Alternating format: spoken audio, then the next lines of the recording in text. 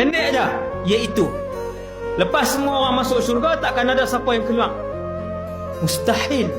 Maka kita pun tinggal di dalam syurga selama-lamanya. Baju kita tak rosak, muka kita tak kedut, umur kita tidak bertambah, muda selama-lamanya, sihat selama-lamanya, kaya selama-lamanya, mulia selama-lamanya.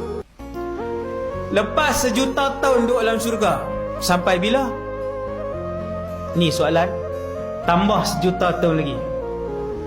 Selepas 10 juta tahun duduk dalam syurga, sampai bila? Sampai jadi apa? Tambah 100 juta tahun lagi. Selepas 100 juta tahun duduk dalam syurga, sampai bila? Selepas 1 bilion tahun di dalam syurga, sampai jadi apa ya Allah?